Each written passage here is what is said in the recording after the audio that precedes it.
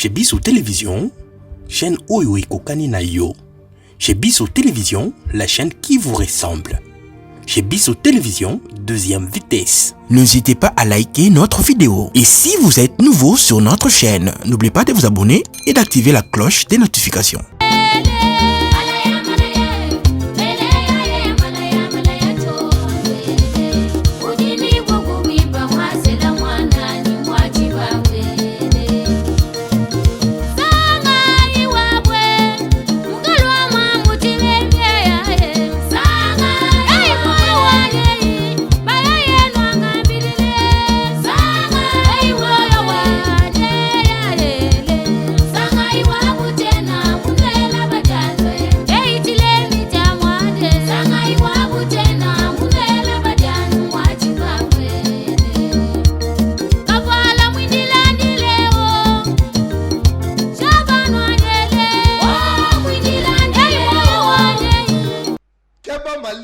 Magoya ko leka mokili na monene lobi oswadaki na Jérôme topesaki yo raison lobi okuna oswadi na fille ya Lungela topesi yo raison lobi okuna oswadi na Mambweni topesi yo raison lobi oswadi na Jean topesa yo kaka raison keba malita magoya ko leka mokili na monene loba Félix wase quoi. Merci mingi esengo ekimia na kati ya mabota mwabino lelo tozali na linga indeko wabino Yves Luamba beaucoup mona nga lelo yo sango ya lati sutani ya noir voilà tozali ya na ba télévision toujours na bo mesalo pona ko sepelisa bino ko pesa bino ba sango ndenge nini e banaki banada ya début ya semaine kino lelo tokomi ko koma tokomi déjà na weekend presque na fin ya semaine de tozali awa lelo poto meka kosolola na banani kopesa bino basango bino ba téléspectateurs komeka kosala ba analyse na ba invité na biso pour très bientôt te représenter bino awa na plateau. Merci mingi na équipe technique to mona na caméra Jérôme Luzolo et puis Jonathan Shindani na réalisation to mona fils Itimbila. To beta masolo ya actualité ya semaine. Lelo tokobanda na masolo oyo etali coronavirus. Coronavirus tangonga o tokoloba 1835 cas. 303 guéris et 61 décès. To sepeli mingi parce que ba cas ya ba décès ezali un peu maîtrisé. Mais tokokende pene ya déconfinement. Lobby déjà na sinale bino premier ministre ayambaki gouverneur ya ville province ya Kinshasa na o etali makambo ya déconfinement. Lelo yo makambo ya coronavirus na équipe ya riposte ezali échec to ezali réussite parce que avant ya ko confiner commune ya Gombe tozalaki na combien de cas lelo oyo toko nager déjà na ba 1800 et quelques cas, rien que pour la, plutôt na 1700 cas, rien que pour la ville province ya Kinshasa. Est-ce que ezali réussite? Est-ce que ezali échec? Toujours dans makambo ya déconfinement.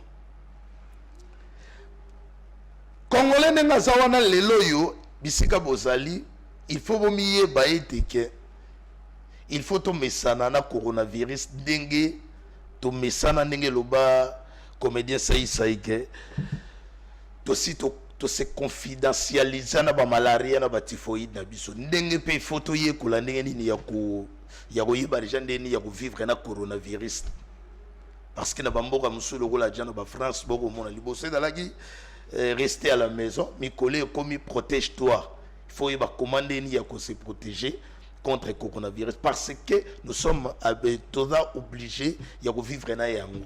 Il faut déjà commencer à la yango. Bon maintenant, ba église ko fongwama. Ba stade ko fongwama. Ba bar ko fongwama, ba night club ko fongwama. Est-ce que le loyo ville province ya Kinshasa azo parce que ba lo ba diriger se prévoir. Ada ko prévoir nini? Après des confinements pour maladie wana to komesana ngo ba stade wana to kokota yango Les lots, il fallait déjà réhabiliter le stade de Martyrs. Tout ça d'abord, on a un problème très sérieux. La toilette, l'installation, maï problème. Avant, on a plateau, il y a solo, la politique, bisomo déjà dans le salon, il y a un problème très sérieux. Il y a maï, na commune ya lemba. Pour nous, comment il y a déjà problème. Entre temps maladie, il y a coronavirus, il y a un lavage régulier à Maboko. Tu reçois wapi. Numéro dans la poste téléviseur, na bino to mekana ko sala analyse na makambo etali coronavirus. Donc le papier makambo etali makambo ya reprise des cours. Bana baro préparer déjà il faut ba test ya tena fait il faut seulement il faut to kende na ba épreuve ya ba examen ba dissertation entre autres. Lelo yo l'état congolais dali ko prévoir nini? Tangu bana wana bakozongela nzela ya kelasi awa na ville province ya Kinshasa, surtout na bana oyo ya 6e primaire et puis na secondaire na 6e. Bazali ko prévoir nini pour na lutter contre coronavirus parce que lelo yo équipe ya riposte to yebite to ko pesa bino devoir population est-ce que ezali échec to ezali réussite. Na niveau déjà ici ministre lobagi déjà que ba province non touché, bakoki déjà ko bunanenga ni bakoki ko reprendre ba étude. Entre temps to signaler bino que déconfinement ya ville province ya Kinshasa. Oh biso no so to bagi que erozala route erozala barré pour permettre ba province de rouler ba Congo central wane dans la touché. Mais na ngongo to lo ba 50 cas déjà. Reprise ya cours na ba niveau ya ba université. Net na ka ya Congo central ba ko suka wapi. Tokobeta masolo wana kaka awa na magazine bosolo na politique TV zali radio te souci na biso ezali ke mboka makambo ekende toujours liboso. Tokobeta toujours pe awa soki tomeki to beta lisolo ya faire 100 jours deuxième dossier otokovandisa na magazine na biso bosolo na politique. Vital Kamerhe tina ngonga o tokoloba oyo bauti lisusu bavoka na bauti suko senga bauti ko senga lisusu demande ya mise à liberté provisoire mais toko signaler bino ezali toujours rejeté. Entre temps son neveu azaki en cavale pendant un mois. Daniel Changalume alias Massaro azali déjà retrouvé par équipe de sécurité et na ngonga o tokoloba oyo azali déjà na niveau ya justice na parquet ya près la cour d'appel ya Kinshasa Matete. Donc il y aura selon les informations aboya qui fournir des informations devant ba magistrat. Donc c'est la dossier ça l'a fixé na niveau ya tribunal. Entre-temps, le 25 Vital Kamerhe ya Rosala devant juge naturel na pour la continuité du dossier toujours na makambo bazali ko accuser na o etali ba maison dossier ba maison préfabriqué toujours na affaire dossier 100 jours. Mukuna effet Pascal na ngongo to koloba il est toujours à Makala parce que bato ba ko déranger biso mais situation na ezali ndenge nini situation na ezali na ngonga o to expliquer bino il est toujours na prison centrale ya Makala mais il a reçu au moins une visite donc to confirmer bino ke ba audio o edo tambola o ko circuler na ba réseaux sociaux ezali ya solo TV dali radio te to mekaki biso moko ko solo la na ba proche na ba confirmer biso ke avec Pascal Mukuna tina ngonga oyo akoloba azali toujours na Makala et puis azalaki visiter. Or biso to ebi na Makala ezali place où ezali sécurisé parce que bako kanga bato yo badali ba condamné et puis bato ba détenu. To beta toujours masolo wana TV zali radio te. Masolo ya AFDC allié bati lukwebo na nenen kulu adali ministre ya travail nangonga o to ko signaler bino ke Cour constitutionnelle va notifier d'échéance ya honorable nenen kulu na assemblée nationale autoropé sabne dali ba information TV zali radio te mouvement citoyen Lusha ba opé sabiso ba information nangonga auto koloba na makambo etali sécurité na Beni Au lieu de parler de la sécurité, mais la plus insécurité où est dans le cas na Beni. Chef de l'État promet qu'il faut battre état-major au niveau de Beni pour que paix et ça la retrouver. Maintenant, si on comprend qu'est-ce qui ne va pas. Insécurité totale au niveau de Beni et puis mouvement citoyen loucha. Oyo basalaki ba marche na bango tout ça pour na makambo wa ko senga toujours sécurité zala na kati ya Beni mais na ngongo to koloba na pendant marche moto na bango moko na kombo ya Kambale Loingo Freddy Marcus voilà oyo atiki biso na à l'âge de 22 ans oyo akufaki par une balle au niveau de la tête. TV Zali Radio te masolo wana nyonso tout trouver tango kaka awa na la télévision na biso. Donc senga na niveau ya régie déjà.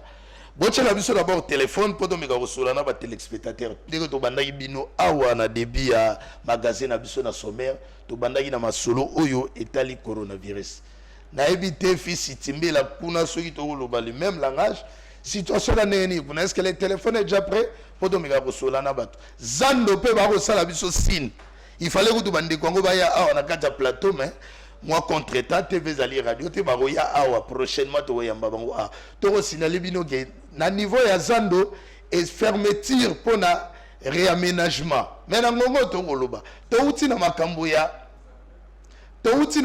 ya confinement toko kende na déconfinement boyebi crise ndenge koti population oyo ba mesana koteka na zando ba utaka na 24 communes ya ville province ya Kinshasa lelo toko loba oyo fermeture bako suka wapi bana bako vivre ndenge biso tozali na télévision to sala mosala pota to informer population na minute to ba fermeture ya zando ata de confinement et salemi ba boyeba ke zando misala e ko salema donc e ko zonga lelo te alors population ba utaka na chango ba ko suka wapi selon les informations makambo to ko senga mingi porte-parole ya gouvernement provincial yende fo ya pona mena yende fo éclairer biso expliquer biso situation moi na mboka Charles Montamutu population ba kozela o expliquer bango situation ya zando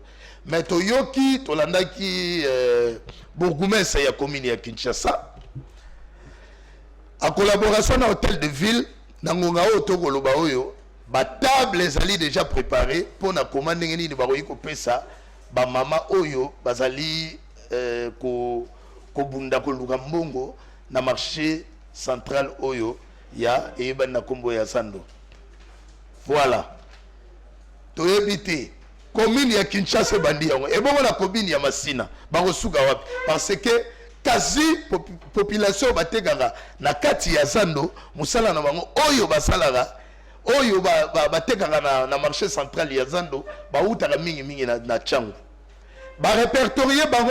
Il nous faut combien de tables? Et puis, ba table yango o ba kopesa bango. Na point nini o ba kocha pona bateka et puis pona ko luga nini ba ko faire vivre ba foyer na bango. Dossier ezali finalement matata, il faut koyeba nini ya kolobela yango. Voilà. Régie na ebité kuna nini. Bo sala biso parce que rapidement de la question, nous avons fait donc des tours de la situation épidémiologique. Le professeur Mouyembe nous a donné des éléments. Nous avons jusque-là 61 cas de décès et ça ne bouge pas depuis plus d'une semaine. Les gens ne meurent pas. C'est-à-dire que la situation de la pandémie coronavirus ici au Congo est maîtrisée. Ça, nous pouvons donc l'affirmer. Donc la situation est maîtrisée. Nous avons parlé également donc, du déconfinement et là nous sommes en train de travailler pour avoir un déconfinement maîtrisé ici à Kinshasa, ordonné et surtout maîtrisé ici à Kinshasa. Il s'agit pour nous de commencer à voir comment est-ce que nous allons ouvrir les entreprises du secteur productif et aussi le Premier ministre nous a instruit pour avoir des réunions sectorielles avec les différents acteurs concernés dans cette crise sanitaire pour voir comment est-ce qu'on va commencer à faire un déconfinement un peu à la carte. Jusque-là, ce sont des rumeurs. Hein. Les Quinois sont un peu habitués, malheureusement, sont habitués un peu à consommer la rumeur plutôt que l'information. Nous assistons actuellement aux gens qui n'arrêtent pas d'alimenter la rumeur, comme quoi le gouvernement congolais donnerait $5 000 aux familles des gens décédés du coronavirus. Tout ceci est faux. Le gouvernement ne donne aucun rond. Le gouvernement prend en charge le frais d'inhumation. Hein, le gouvernement ne donne pas de l'argent, il prend en charge de frais d'inhumation quand quelqu'un meurt du coronavirus. Et je demanderai aux Quinois de ne pas prêter attention à toutes ces rumeurs-là. Ils doivent suivre plutôt l'information à la télévision, dans des ondes de radio, et nous devons cesser donc d'écouter la rumeur. Gouverneur de la ville province de Kinshasa, Jatini Ngobila, voilà. Voilà pourquoi il y a un solo de déconfinement. Je crois que ma solo il faut que même ma solo ya coronavirus auto ba monétage et monnayage il y a depuis so to meki to sala mo analyse ezali manque ya communication to ezali ni parce que nangonga oyo na koloba na bino na kosola na bino ba téléspectateurs. Il y a 3 agents, il y a zone de santé à Kimanseke, oyo bazalaki séquestré. Moto akufi na famille ya bato mais bango baye pona kosola na famille wana parce que boyebi bien que makamonenge koleka l'état a reçu en charge bandeko ba kokufa na maladie ya coronavirus mais kuna ezalaki selon la famille balobi ke ndeko na bango akufaki na maladie mususu akufaki na maladie ya coronavirus mais après bandeko ba agent ya zone de santé ya Kimanseke tango baye pona kosola na famille wana. Je ne sais pas si l'information a été mal comprise. Bah séquestrer l'agent. Ministre Yemo Senaki akende kuna docteur et Teni Longondo. Akita tina terrain pour se rendre compte. TV Zali Radio T. Yango to solo la awa na ba téléspectateur invité na biso pe oyo lelo to yamba parce que awa pe à part ba sujet to ebisi bino metro vanda na sujet oyo ko sala actualité. Où est la ligne d'actualité? Les sujets nini, ma solo ya président, il y a premier vice-président, il y a Assemblée nationale. Honorable député Jean-Marc Kabound, au bisonio sotobi que pétition ezalaki initiée par chaque membre. Trobeta ma solo yango awa kaka na kati ya plateau na biso. Invité na biso déjà na plateau. Comme on a un Philomène Toulola. Mais dans ça, la commentaire, on TV de la radio. Moi, je suis très bien. Les téléspectateurs, un mot d'abord dans les téléspectateurs. Et puis, avant tout, ma solo, na biso, tozana na mokola lelo na magazine, bosolo na politique, TV Zali Radio. Merci Mingi. Bonjour, les téléspectateurs. Bon confinement. Nabino surtout bo landa biso lelo na sepeli ki ovandi na télévision ovandi na ndako na yo ozolanda nzambe asunga biso na RDC parce que moment o tozali ce qui espoir pe za pa nzambe te nyoso tozali ko sala pe et que kende na malo ndenge longobani te alors biso tozali pays moko o to croyaka mingi na nzambe na sengi ka na bino to tia nzambe au centre ya makambo nyonso ko se protéger oui ko tia ba mesures barrières oui. Mais c'est lui qui est le médecin par excellence. C'est Jésus-Christ de Nazareth que je vous recommande ce matin et cet après-midi. Okay? Très bien, maman. Tu aimes mieux le Roland? Boyambinga lokola molobeli, oyo ya UDPS, mingi, oyo azali bongo chargé de communication, ya Jean-Marc Kabound. Très bien. Tobanda ko solana population ndenge to mesana ko pesa bango basango to bandaki dossier na biso wa lelo to beti masolo ya coronavirus o lelo to ko banda dossier na biso ya mokolo to beti dossier ya 100 jours ya mwana mboka Vital Kamerhe dossier mukuna o ba audio ko tambola to sepeli pendengo yepo to meka ko solo lango to beti masolo ya AFDC ya lie o to ebi kenene nkulu na ngonga o to koloba ba notifier déjà na cour constitutionnelle pour la déchéance na ye. Et puis, il y a un mouvement citoyen loucha. Oyo, bako sala ba marche pour na pèse à la retrouver à niveau ya Beni. Moko kat na bango a déjà tombé par balle à la tête. Na âge il y a 22 ans de Freddy Marquis. Et puis tokoya kovanda na masolo ya Jean-Marc Kaboun.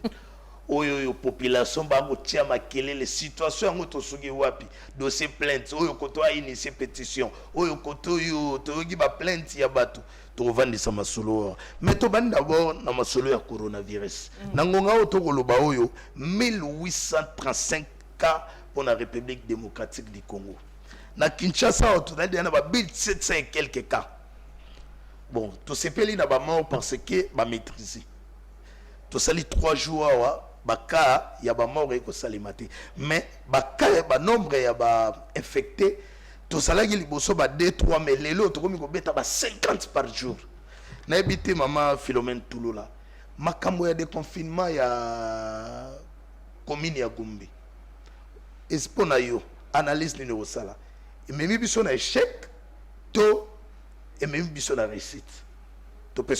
Osangisi maloba misa tumbala moko soki mine bon na kozwa kaka ndenge yo pozeli wana. Très bien.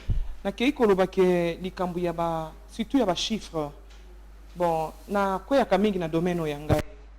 Domaine ya ngai mingi za communication na kopesa ka oyo na yebi. Très bien. O na yebi eloko liboso o ba lakisa biso pe na kelasi ba yebisa biso ke na kati ya crise eloko munene oyo epezaka ezali communication. Oyebi pona nini? Les longtemps où tu na kati andako baza na besoin espoir na kati ya communication to kopé sa espoir to kopé sa crainte to kopé sa désolation pour le moment en tout cas je n'ai pas froid aux yeux de dire que il y a eu tâtonnement sur le plan communicationnel si bien que au lelo a to bombardé nos chiffres et c'est la sous batelo rota na sa ko banga tetan na bango parce que soto sisi awa to zimutu kanabiso toke kingasani okolota bayebi corona te oke na ntele o bayebi yango te parce que bato bamoni ke bango kuna balongba kuna bazaka bongo donc na kati ya crise soko gérer communication na yo mabe donc mbala moko perdre pe na confiance hein très bien confiance et loko penza ya liboso nga na kobeta sete eza nanu wana parce que corona eza maladie oyo ngai na yo tozomona te ezali lokola ozobundana muto oyebite alors tant ozobundana muto oyebite okoyeba ni to banda wapo suka eloko liboso ezana d'abord maloba ozopesa communication eza base parce que tozana prévention baloba ngo kana munoko tant oyebisi mutu ke sokola boyena bona il faut mutu wana zala déjà bien préciser que akobanda wapi akosukela wapi malheureusement pour nous la communication a été séquelée yango balobaka tant les conséquences corrigent mieux. Parce que c'est ok na ifasik lelo. Oko kuta ba travaux ya étudiants. On va travailler sur la santé de la RDC. Mais ba travaux wana ba étudiants wana bazali na banda ko ba vandi. Ba ko kendo kote la pour ba banda misala. Nanya ko benga bango. Et surtout que na période oyo tolingi mutu surtout akomaka na parti politique. Yangwana nazotala ba chef de l'État, nazotala ba hiérarchie, il faut na quota na bango temps bazali ko organiser gouvernement prochainement, bati que la population o yezanga bato société civile parce que comme appelle mingi entaché. Bati ka mo espace na bato bazali bongo, bazanga ba parti politique, bazali la voix des sans voix. Mais bazana mayele na bango, bo sala ba appel d'offre ndenge sala makana ba pays mususu. Pozo ba spécialiste pour bazangi te. Bazali. Très bien. Hein? Wana ok na côté communication. La communication on a lobi na bandi wana na. Voilà. Toke siko côté santé équipe ya riposte. Ngai. Pour la ville professeur Kinshasa. Bon, na sa pe na chance ya kozana double casquette parce que na sala pe moi munganga. Très bien. OK. Très bien. Na équipe ya riposte. To ebite médicament ni bazoko proposer biso. Na zongi suka na communication. Dernièrement, le professeur Mouyembe que je respecte beaucoup, on l'a reçu na radio moko na ça les publicités. Tu sais ce qu'il a donné comme réponse? Batounié balobi en ce moment, la population congolaise bazo sala nini face ya coronavirus pour na babika. Abi na se canal ba téléspectateur alobi to sa iloko moroté. Bamsu babika na mai. Bamsu babika na mai. Très bien. Bamsu bazo bika donc ozomona c'est vraiment toute une république qui est mise en cause na réponse wana. Bisika tozala kina bato bazaki babi bamsu babi na fait même vertige. Yakoyokake devant un spécialiste. Tout ça pourquoi? Quand tu n'es pas spécialiste en la matière, papa, aie le courage de dire que non, voilà, c'est vrai, je suis virologue, mais je ne maîtrise pas cette pandémie. Bah, Luka Batoyo, yo, bah, monini quand même que, bah, kokiko, ça a quelque chose. N'a pas ce exemple. Expert au Yaouti, na Madagascar. Azawat. Chéro Mouyang. Azawat, Batuna une question, wana. Bah, contester qui sinaye. Bah, l'obio non, toye bien en côté. Ceux qui sont big, c'était. Mais ceux qui viennent de Moyébiki, et déjà na Madagascar. Batubabiki. Au moins de Tozawa. Biso pepe congolais, biso congolais autozali, to sepela kan expertise na biso kaso outi pa papa. Pour moi mbala soka betelio souffrance na ye pour akende na bamboka wana comme le expert okoka moi. Bate belé, même ata ba footballeur na biso. Lelo ba koma ba vétéran, rien que parce que batiki mboka na biso, ba kay ko évoluer ailleurs. Eli ko loba que to ça la confiance pe na bato bazo ko ça la science. Parce que pour le moment, ngana on lobani. Parce que yémo kwa lobi ke ayebite kisi nini o ba congolais ba kozwa pona babika ba bonso babika na mai ya on appelle na pesa banka Jésus parce que yepé déjà ça loba au moins ceux qui a recourir na biso na expertise na ya classe ngana oyebisa eloko ni to sala pona to sala bien na côté communication parce que yango ndenge vandi bo plateau o to comme ça mon Covid o bien côté mais to beteli sur la Covid au fele. Vraiment. Pendant que millions et bimi, pas journaliste combien na ba plateau sur Tamboli. Ba ça la vulgarisation sur le Covid. Tout na ba on se va 100 francs. Mais mbongo et bimi belé, zo ke pas banal. Non, ton pèse ça en matière au félé quand même. Côté social biso beka to tambola TV za radio te maman. Na commune qui Kimanseke, il y a une famille ba kufela ndeko na bango na ko pesa déjà masolo. Ba kufela ndeko na bango. Nangonga otoko luba oyo malgré ministre Kendaki na zone de santé à Kimanseke, mais je vous signale que 3 agents il y a zone de santé bazalaki séquestrés par la famille pona nini bayego yebisa bango masolo ya mbongo soi-disant. Je ne sais pas si l'information a été mal comprise par la famille, mais na oto yebi selon information bazalaki séquestrés. Pourquoi?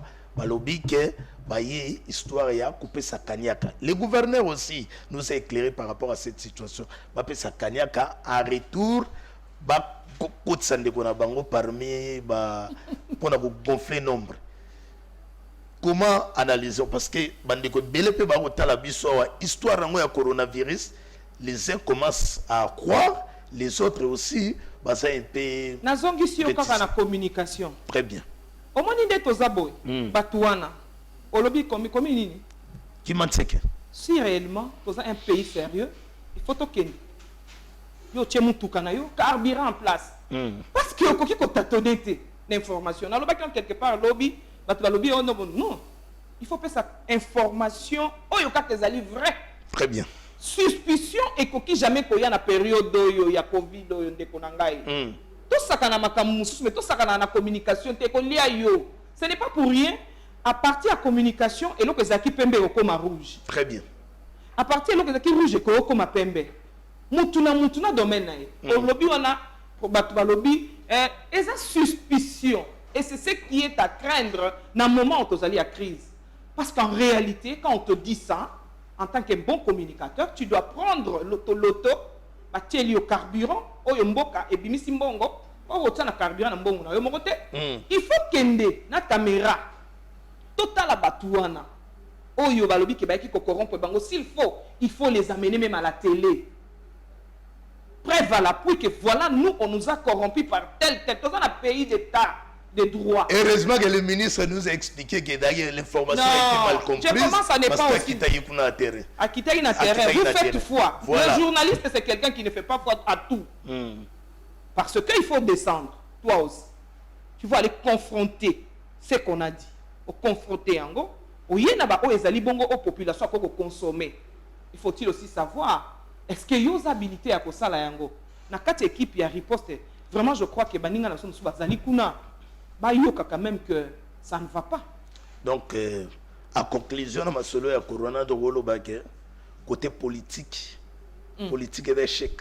ya maramba riposte wana meminga corona. pas mususu politique Ah, ya mais, batu tokotanga mais oui parce que docteur Etienne yende moto yo ala ministre ya santé mais surtout mona baka oyo manque d'information makambo kilikili toyeko kosonga toujours na politique to tia gouverneur ya ville province ya Kinshasa dans la situation ndenge makambo ekokomelela dans la situation ya ville province ya Kinshasa zando confiné mais qui maintient que gasani la vie ya mie okatsa confinement été okatsa coronavirus été mama yebisa biso politique échec ezali to ndenge nini analyse politique échec ezalité parce que sur le lobby politique échec ezali c'est côté na Félix Antoine Tshisekedi oya pesi mbongo ebele oyo akei même kolukana basai na nzambe vraiment malheureusement bango pe baboyi oyo akei même koluka batu baya pona basangana pona kolonga donc politique ezali nango bien mais ba lobby la force d'un chef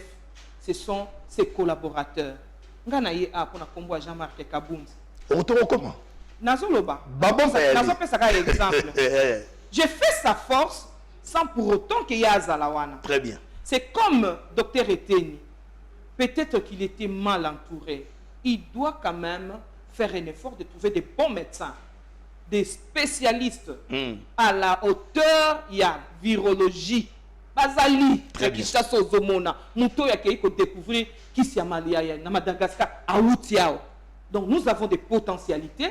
Peut-être que nous a évité batuni nazana bango a jauger malamu basala msandenge sengeli a luka ba scientifique o ezali normal a même nga selonga bakoko refuser nanu qui soit na Madagascar te.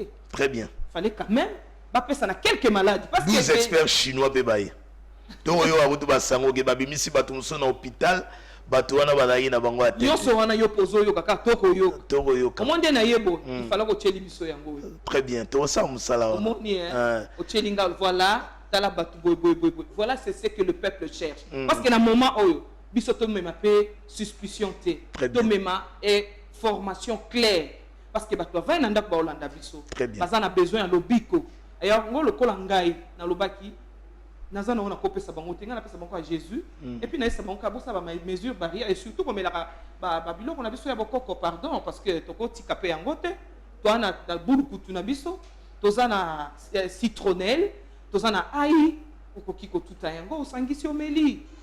Très bien. Voilà. Na oki otango lobi to na tuni ma politique na oki réponse na yo osa libre na plateau ndega balobaka mauvais groupe ya la raté n'est que mauvais chef. Alors yo côté na on a eu se défendre na boy pour ça la commentaire mingi maintenant ngonga o to koloba oyo désordre et continuité na oyo la ba image mais je ne vais pas d'abord faire trop de commentaires na ligne to mega osala analyse ndenge yo salila na kata plateau. Le gouverneur de la ville province de Kinshasa après avoir aussi ça fait il y a pour atteindre jour il y a des confinements il y a ville province à Kinshasa, il nous a promis que Togo Kinenango d'une manière progressive on a ngongo Togo loba kokota gombeza ka problème. Mais entre-temps gouverneur de la ville province à Kinshasa a lancé un message moko. Port obligatoire et masque et comme port obligatoire ya masque et comme cop na ngongo tokoloba. Il fallait au moins tout le yeba les 5000 francs oyo ba yebisa biso ya ba amende. Mbongo wana to kende wa bedali mbongo ya ba contribuable congolais. Na ngongo tokoloba oyo na yebisio pour prendre les images c'est tout un problème parce que boyo welela na la police boyo bundana caméra boyo panzana mais je vous dis que on arrête les gens et bah 5000 francs on est au côté de la poche ya commandant na place oyo au côté na trésor public. Vraiment c'est cananu. Na peut so pena ba donner. Vraiment merci mingi pour na ba donner na kozongi so kana. Et chaque politique est donné. Na koyebso que c'est la deuxième dossier. Mauvaise gouvernance. Oyo ekobanda lelo na période ya Tshisekedi te. Biso balakisa biso na kelasi na makambu nyonso esengeli au sala ce qu'on appelle l'arbre de causalité. L'arbre de causalité et l'obinini. Nyonso zomona oyo zo salama oyo babungrio oyo ce qui ba désordre tout ça. la mégestion au sommet de l'État. Très bien. Soki mboka bozali ko dirigeant ngo lokola bo dirigeaka na ebite boko suka kana boy. Très bien. Toko pesa exemple lobi na landaki pays oyo documentaire mona Botswana. Les pays où ezali que le moins corrompu du monde. Baza en Afrique. Kuna kutu ko memaka miloko zoloba oyo ezate. Parce que mbongo tango ezali ko bima pona musala. Mbongo ani saka musala ni. Moi je pense que na réseaux sociaux est-ce que la classe politique est sengeli oyo ya siko est to garder yango modèle ba memeli mboka ceux qui muta koti na gouvernement tout de suite abandi ko penser comment acheter les immeubles. Très bien. Comment à s'enrichir illicitement. Très bien. Sans pour autant à savoir que à koti on a pour même un plus na mboka moyibi mbongo esekele ke ça musala d'état. Et ça, les moussala l'État. Très bien, 5 000 francs pour policier. Bah, moi, tu as les besoins de 5 millions. Tu sais, ça passe. Bisolé, sous le lot, pour nous, $100, et ça passe, il y a eu. Mais tant les autres 5 millions, tu as 5 millions. On dit que 5 millions, tu as ngana za buta pompage fona tanga ka mutu ya mbinza kintuka iko tonga ba balabala ya kintuka pe silisi ba urbaniser ba mboka ba saleli biso ba wenze ya solo. Très bien. Toko kipe de l'autre 5 millions. To futa ba journaliste otozali to ba médecin o bazolela nani mbongo to futa ba kitoko mais okende pona compte ya mutu moko non en tout cas agence ya corruption il faut ça là parce que mbongo wana nde esengelaki esala musala pona mboka na biso. Mama Philomène Toulola toi no masole belé na bi ya oyeli mingi makambo ya Jean-Marc population ba rozela biso mais avant to kende na ba dossier mususu to bi 5 000 francs ou bato ba policier ba rolia ya masque. Parce que tu sais yo mon on est canalisé té et on peut sabiso passi yo lo banini na moni yangote gouverneur na bandeli susu gouverneur ya ville province ya Kinshasa alekaki na ba télévision alobi na bato pona makambu ya port ya masque et a autorisé la police na moto oyo akolata masque te soki bakangiye il faut afuta 5 000 francs maintenant ko yebisa yo que 5 000 francs na soki bako mbongo wana ko kende na maboko ya ba Jean ya la police ya moto tuniyo okoloba nini na place mbongo wana kende na DGRK ebongisa mboka tala situation nenge komi mbongo eko kende na ba poche ya bato na respecta kaye mingi mais ndenga lobi wana eza irresponsable de sa part aussi. Très bien. 5 000 francs oyo mutabando futa ozongo wapi azongo wapi d'abord yemoko aza gouverneur botuna ye na ba place publique nyoso tout pona ko tia ba lave-main qu'est-ce qu'il faut lave-main coûta combien soki batu ba biso tozamba ONG tokoyi ko sombela ngo pona batu na biso a fortiori mboka oyo ezali bon gouverneur de la ville ya Kinshasa ba percevoir ba taxe yemo pas mituna question tangu siko ba lave-main on exact parce que na moment oyo j'aurais bien voulu na mona ya kaboli ba masque ailleurs on donne ça gratuitement. Bazo pesango ofele ça coûte quoi eloko ozomona o ata soki okokokisa nyoso te mais soki ba moni yo gouverneur à ville ya Kinshasa okiti Kitambo okiti Kingasani okiti c'est tout est possible papa. Très bien. Très bien. Ozomona alors kokende na kokanga peuple te parce que wana ozo côte sa crise parce que batu baza d'abord confiné na banda yo zo yebake mikolo ata pona bozwa 10 000 francs ya passe. Vous avez 10 000 francs kako. Bon, sikoyo mutazo 5 000 francs. Otindie na ni nanda kunaye. Tant yo kokanga mutafuto 5 000 francs, c'est bien. Au pesa qui est combien? Très bien. Donc le belara va dossier maman. To saka na marambo ya ville province ya Kinshasa. Pour ba dossier bilé. Siko na koti na masolo ya Zando. Zando wana ningo moni yango wana ata ba déconfiner Gombe. Zando ozonga lelo te. On va réaménager ninge ba yebisi biso. Population o était na Zando. Il fallait que tu ba maman wana Zando ngo muna bango wana plateau balinga ba ya. Je crois problème ya kokota na Gombe ne pesi minondo. Zando wana na ngongo to koloba ekangami. Il faut ba réaménager. Entre-temps population to ebi ebele ba route surtout na Tchango. Zando wana kangisaka 24 communes ya capitale bandeko ba kotika wana. Lelo yo bakangi gouverneur ya ville province ya Kinshasa toujours alors bien collaborer na ba bourgmestre ya chaque commune pour na kopesa ba mesa na ba vendeur ba ba commander ba ko lukela bango ba coin na ba différentes communes pour bateka o ezali liwa to suki wapi to kende wapi po to chite wapi na pesi yo maloba. Je crois que déconfinement oyo il a kibiso peke so kimboka tozana moi tozana bonne volonté to kotambusa ngo bien. Au moins quand même que tozo sentir pour le moment qu'il existe quand même l'état azali. Très bien. Telemakoto yo les kabo ndé boye za ke pa batu mususu. Alors, nous voulons que ça continue comme ça. C'est-à-dire, ata mutu alinga buwaka eloko na fulu, ayeba ke akozwa problème. Mais avant tout, il faut que ça la ke pour epesa batu wana raison te que il faut kabaya kana zanda. Tu vois que sous d'autres cieux, batu bazalaka ba vivaka na mboka moko te. To kende ki wana Inde ngai, na kene na Afrique du Sud. Jamais au Kokuta, bata kimbanse ke bayaka tout le temps na ville, baya osani. Parce que ils ont tout là-bas. Bazana ba wenze na bango kitoko, bazana ba makadam na bango ya bien, bazana ba magasin ya malam. Mais chez nous on a prévu quoi pour la batu? Biso siko yanga loko tuninga question parce que tuninga yi ngala zolo bake. Le problème est que commençons d'abord à travailler pour l'émergence de la RDC. Na kenda ntele awa na kuta banda kumoko boye batonga kuna babi babenga ki on ba maisons sociaux. Tolito ko sa 4 ans. Banda kuwana esi la raté. Il faut batonga banda kuna ntele. Po batuba ya ka centre ville te, batonga ba marché moderne. Bato ntele maluku basuka kana bango kakata par exemple na ntele.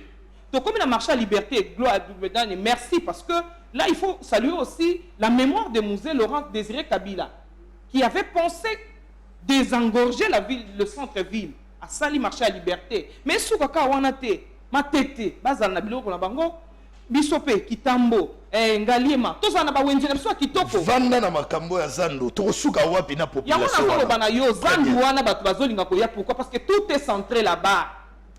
Est-ce que tu sais comprendre? Est-ce que la solution gouverneur ya ville province ya Kinshasa a associé ba bourgmestre pour na ba pesa ba table na ba vendeur malgré ba beda gratuitement to ebi pete soke okoka ba population lokola ye abongisi ka centre lokola ezali une urgence donc lokola to uti na confinement ba to ning bazonga ville parce que on azolo ba benga ngo ba projet à long terme. Très bien. Mais à court terme lokola ba bongisi déjà ba marché ba bongisi ba zando et linkolo ba que à s'organiser, à yeba, moto na moto yebi mesana ye. S'il faut côté que la kabango atana moi ba primo ko ya mukie eza mabete. Très bien. Donc bazonga mais bazala organiser na niveau ya koyeba ke nga na zaki na mesana nga autant et puis après ça va peut-être na ba condition ezali ke et la bango mutute. Deuxième dossier maman toyoki yo ndenge o expliquer ba téléspectateurs. Toke na deuxième dossier. Deuxième dossier nangonga o ba benga biso a lobby ba na réseaux sociaux mutungisi na ba téléphone malgré to bien que to ko chiter na makambo ya Jean-Marc Kabund o population ba rosela ce qui fait destitution o salima to ko salima ti. Deuxième dossier ba bengi biso mbango lobby makambo ya Évêque Pascal Mukuna na prison centrale ya Makala azalaki visiter na sir na éviter ce ko so ki péter o yoka ba audio na yoka ki yango très bien ou analyser yango ndengeni. Bon, nakokota na bitumba ya évêque te, mais je l'encourage parce que a eu courage na de permettre ngana alors il va menacer porte na ye a courage azo sala musala na ye bon etalinga ite bon ye moko pa yebi bato ba yako visiter ye to senga neka courage et mingi ngai nazali ko festiger muto akoti na boloko vraiment ayeba kotala akoti na boloko pona nini biso soto yebi mibeko place nini oyo viol et bandaka. Est-ce que réellement violé? On a des problèmes. Est-ce qu'il a violé penza ya solo? Parce que muta cause appel libre ya ko sa nyoso. Nde yo ngoza no ko appel makango na occupé yo etalika yo etali vina yo. To cha commentaire mingi te weza dossier dans la niveau justice mais dossier eza na justice. Très bien. Mais biso to pesi ka courage. Abatela main avanda et puis to tsengi que muto azo sambisa ye ayeba pourquoi kotisi ekuna. Voilà donc ngai ndé na koko suka wana. Très bien. dossier population bande gozela to komi wana makambo ya vice-premier président ya Assemblée nationale Jean-Marc Kabound eloko lelo ba téléspectateur ba bande ko déranger biso yango to prometaki bino to yamba porte-parole to attaché de presse ya premier vice-président ya Assemblée nationale ya honorable Jean-Marc Kabound Philomène Touloula oyo yeyo tozali na ye awa na plateau oyo ezali bosolo na politique na yebi ke bozali ebele devant la télévision pour na kolanda biso boni basango ya premier vice-président Jean-Marc Kabound aza bien aza ko se porter très bien famille politique na ye eza très bien moral na ye pe eza au beau fixe biso nyonso longo na pesi honorable Serge Kayembe Mbote cellule Mobimba Hélène Kachama Mbote pe Donald biso tozali à l'aise. Et puis, na pesi docteur Soft Mukuna et puis Serge, pour vous, na secrétaire général, il y a eu des UDPS, Augustin Kabouya, oh, Sali Moussala Malamu, puis Azali ko Simba peuple, malgré que tout ça na période, il y a Covid. Oyo. Donc, moraleza au beau fixe, tout ça au zénith. Bonne nuit.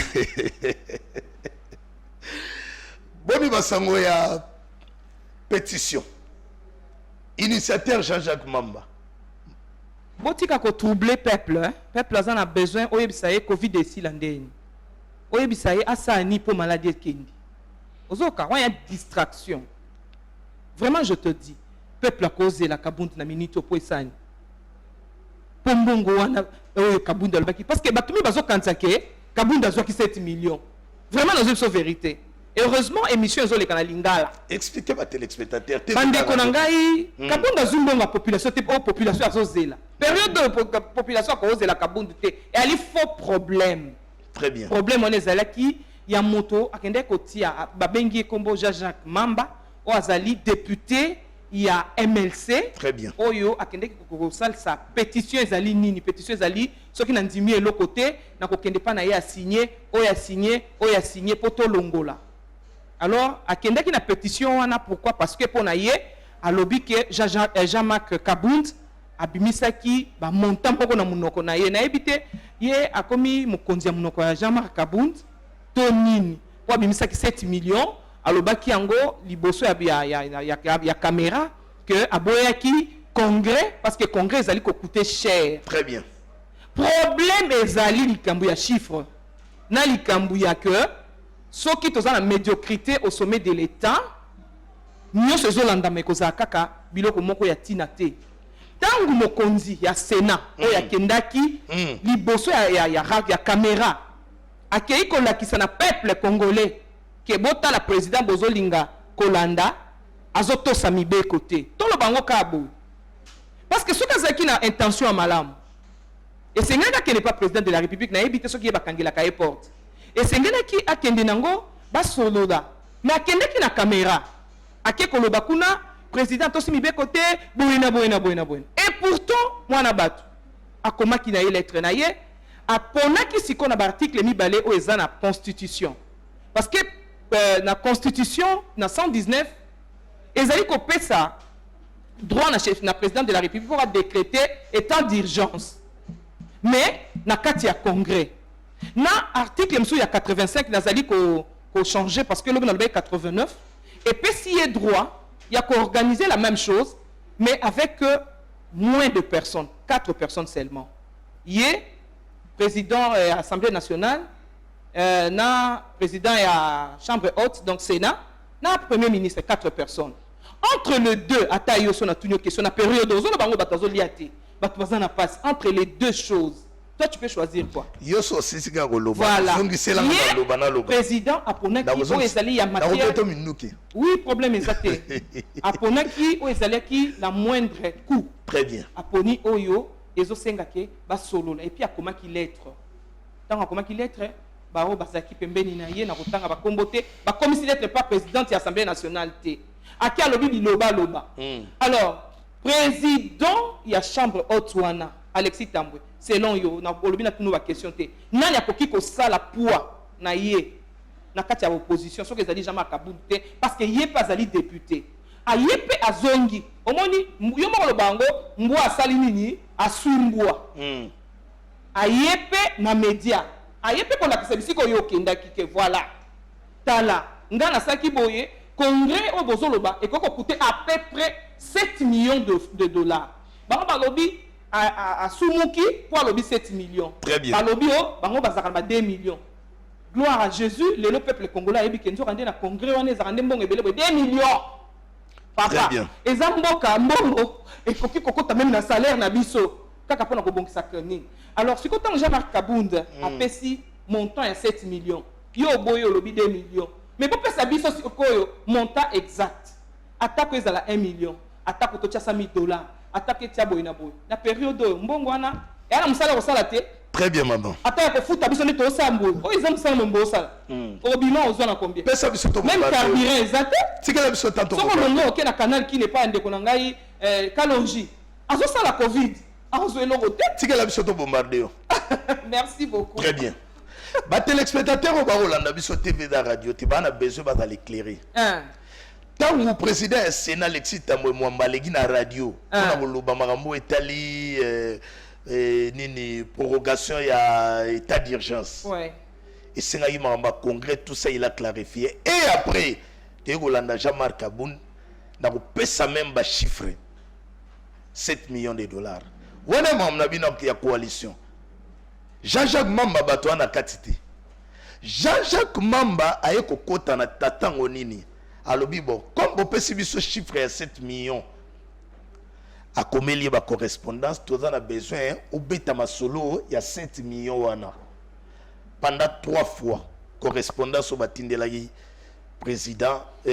premier vice-président et assemblée nationale sans suite les loyo na komela qui c'est Jean-Jacques Mamba ana droit lelo yo na ngonga oto na question ana droit lelo na ngonga oto koloba ba initier pétition ba signature pe ni atami kanga bino moko ba wewa liboso ya assemblée nationale kanga bino moko lelo to koloba oyo to moni bato mususu ba bimaki ba signature mais lelo yo ote signature na ngai et se retrouver na 400 autorisation na ngai dali faux et usage de fonds au monate que Soupandakala na pesura maloba o éclairer téléspectateur yo moko lobi yango bon ana ena droit parce qu'azali député mais asalango na ndenge segeli biso surtout doyebi soko za na problème to moni likambo eza ko tungisa yo place ni ko kende biso to za ba spécialiste ya parlementaire mais yenda yebi bisika sengeli kasa na ndenge sengeli kasa et puis ala kisabiso na constitution ya mboka oyo ya Sénat surtout oui ya parlement place où ça y est droit il y a kozwa audace il y a kokende pas président vice-président et assemblée nationale oh le bané je te donne 48 heures nous bo sakana bokonzi o sakana bokonzi après ça biso ngo papa ngai na lingi makambu ya les AP prêtés et le repesa qui est droit à ça d'abord Jean-Marc Kabunda que na pesio 48 heures de quel droit et bandinde to longwe wana bon au monde que simbité ok na pétition na yo ok ko sala ba fraude papa ok zwa ko sekate papa na ngai na boyoka ok zwa ba fraude ba signature ya mutu aza na Lubumbashi na confinement et se retrouver na document ndeni olongwe wana député ya UNC Kimba Simon ba image ezali so lingi to fungola to katika mke to zwi ba image ndenga kende ko déposer plainte quand ils allaient par erreur grave, flagrance et grave.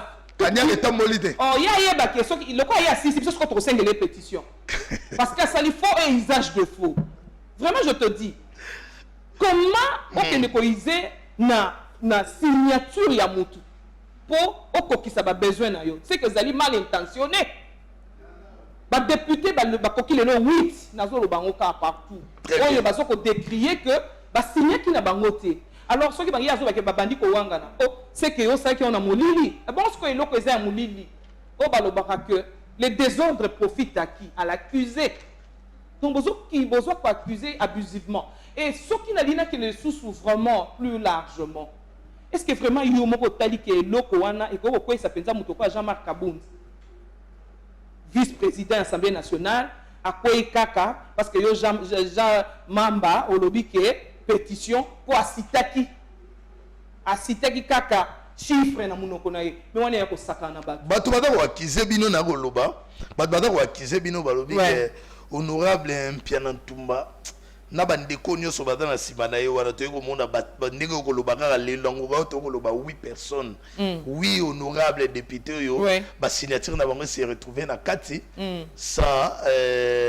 sans autorisation na bango basali nini bango juge bino affaire Kanyaka na ndeni nani asali Kanyaka yo za journaliste na zoebisa yo ke nalinga précision omoni ngala na oloba biloko abo bato lobono journaliste avec grand confirmé devant non moi j'aime les non omoni ngala na zabo omoni ngala na zabo pardon ma maloba ah d'accord na kotika yo Jean-Jacques Mamba alobi yango très bien na ba télévision na biso alobi ke il a pris tout son temps on a collecter ba signature wana bato wana nyonso ba pétitionnaire wana bango moko ba yebi lelo yo soki tomoni ezalaki déjà 62 signatures ezalaki récolté lelo yo moins 8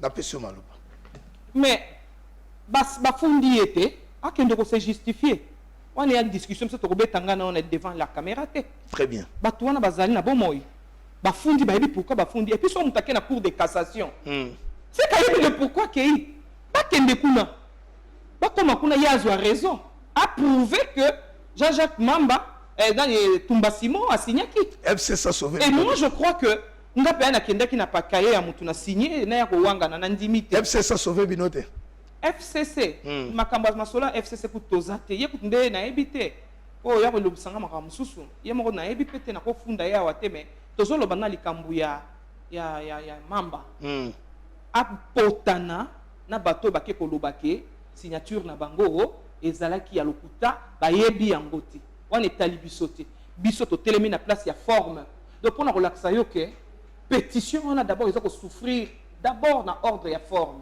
na tokoti na muzindo te poso tokota na muzindo yo moko oyebi ke Jean-Marc Kabunda azali fruit ya coalition ntango yo kolinga Jean-Marc Kabunda akwea na se se koza na besoin lelo ke ntango ekwei parce que ye mpe aza président na parti na ye ya UDPS po ye nde fois signé siko mutu okoya na parlement omoteka ko signé te est-ce qu'on attend wana bozala na majorité ni parce que yeso alobi ke bon biso pe totikeli bino tokwesi sikoyo coalition na vandi na longwe na vandi na ndaku sikoyo nani akotinda mutu na parlement parce que ye nde mutaza na signature toyoki Vital Kamerhe na kati na prison ayebisi batu na yeke bokota makambo wana te siko soki pe tolongoli cash ebimi tozongi siko na ba groupe parlementaire tozeli ya AFDC o ya remercier le chef de l'État parce que état de droit est coté partout ba député belé ba rokweya ya lokuta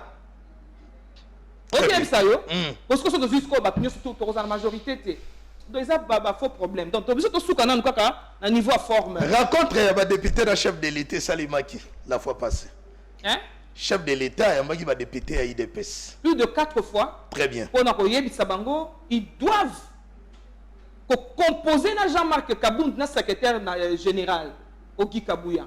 Très bien. Pour na bonne marche. Dans moins de 2 semaines, il y a 4 fois. Au besoin Kabango le Subroyo Kabango tie. Boyo Kabango tie.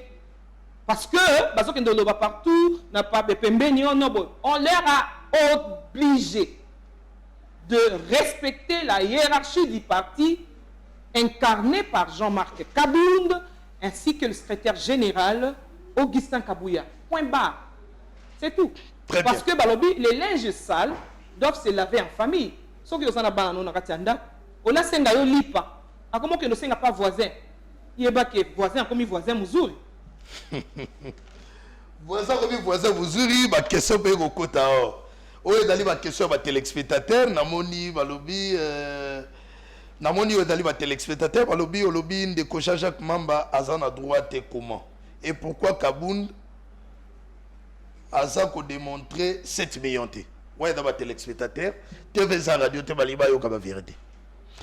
Kabund azali ko démontrer 7 millions té à lobby que manifestation wana ya congrès pour nanga na mona kiango eza na tina mon côté parce que ceux qui te lobby to tia yango to koki ko kende na ba 7 millions ya organisation nazo ko yebisa ye boye ye moko président Kabund na cabinet na ye azana batu combien tokiti na président ya assemblée nationale tokiti na ba administratif tokiti na ba journaliste tokiti c'est pour dire que même attendenga na zabo ya kayonde ozabo so ozo ko organiser fête otia kaka te que chiffre carré il faut otia na ba imprévu vous allez comprendre ce ne sont que de azoko ça les chiffres approximatifs au ekoki ko s'organiser ce qui bosengi congrès o yazala ko lakisa que ezala qui vraiment importante nato lekana congrès wana nato kende na façon ezali ya plus simple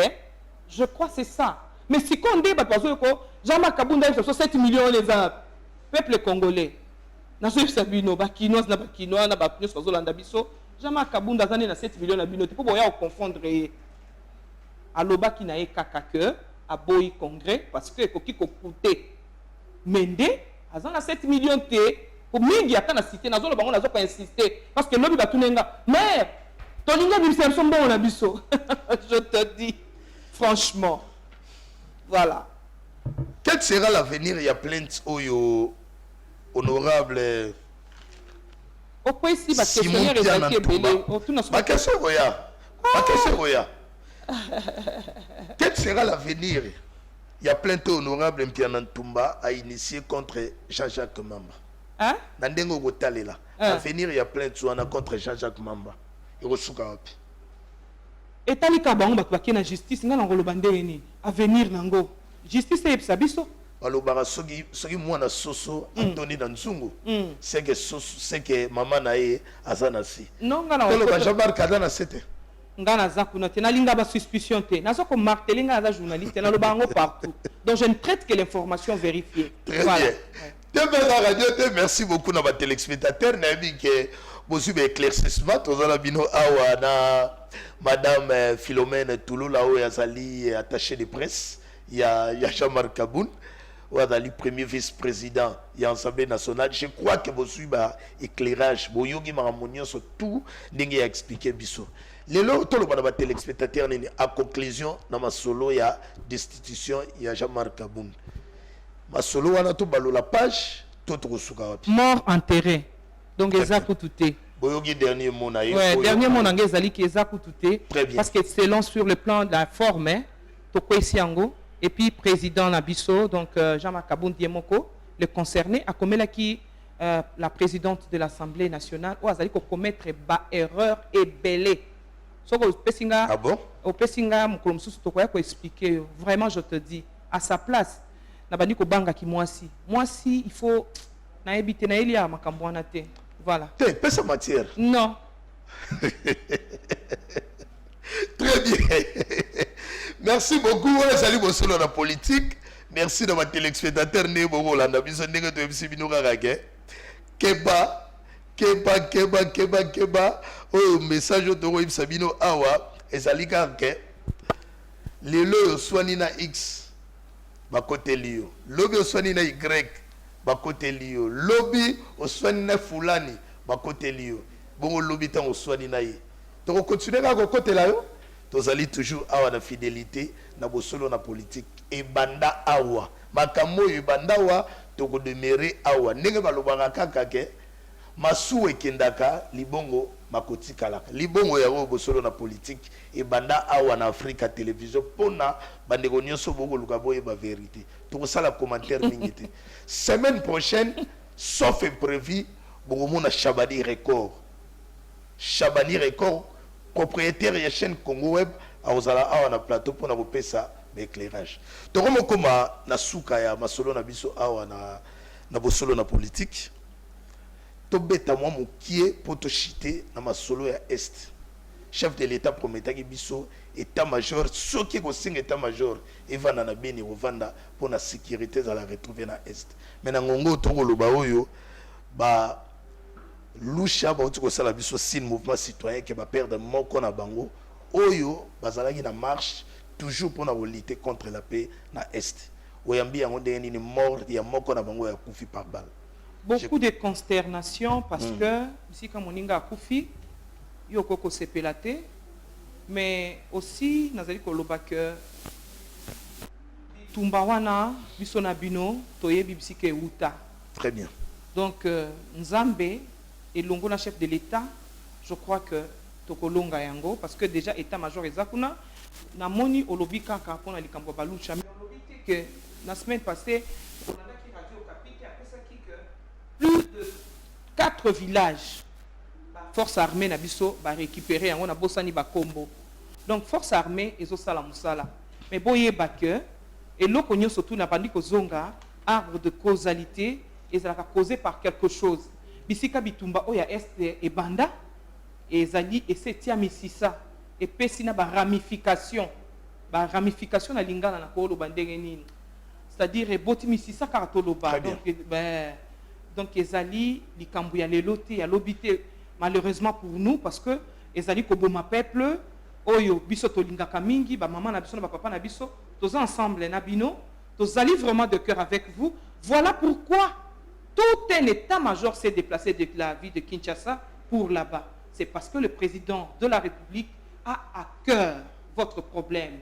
Problème na bino, et ça na motema na ye, mais elongo na biso, na bino, toko tapé na likambo yo, to fait célébrer fête ya liwa ya musée Kabila, vous allez comme ça ba dénonciation.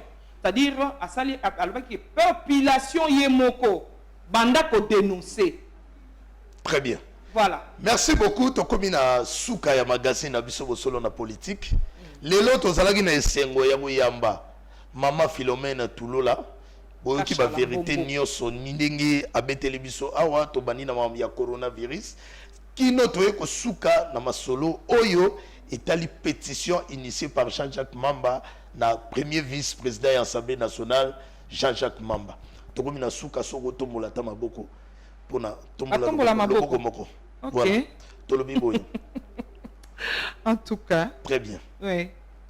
Bato Yves Oyazali, secrétaire national il y a MLC a jugé ba propos il y a premier président premier vice-président de l'Assemblée nationale a dali trop militantisme oyambi yango ndeni aza militantisme était azali héros vivant parce que le sphinx de Limete a bengaye héros vivant Tshisekedi le père donc a eu valeur naie et les loyo tozana Félix Antoine Tshisekedi oyo a renouvelé confiance naie c'est que Jean-Marc Kabound avec tout ce qu'il doit na oyazali azo mérité ba honneur à venir à IDP cette année nini très radieux parce que tout s'organise tozali ko kende na komi bongisa ko bongisa pona ko implanter parti partout au bomona qui président akenda ki na Kananga akenda ki Mbujimai étape ya bandundu etikali Équateur pe ba côté mususu boni ba Jacquemin Chabani na ba Paul Timou bazali bana ya ndaku les linges sales se lavent en famille Jacquemin yebi ke tolinga ke mingi ngai kutu na pesa ye micro mukolo ya stade donc aza mwana ya palais donc akende na ye pembeni te parce que ba kosa yo ba benda ba tubongo ale ba tiki bino libanda ba kenda bazwa eloko te zonga na palais parce que za mwana palais. Très bien. TV Zali Radio T. Merci à l'équipe technique, merci na fils Etimé la wadagi na régie, merci na Bandekonyo, surtout merci na directeur et programme Arma, voilà. Lelo et Salagi magazine Bosolo na politique spéciale Oyo Toyambaki Mama Philomène Toulola Kimi Okati ya mabota mabino ndeto kutani na mikolo zali kwa TV da Radio T. Merci. Merci.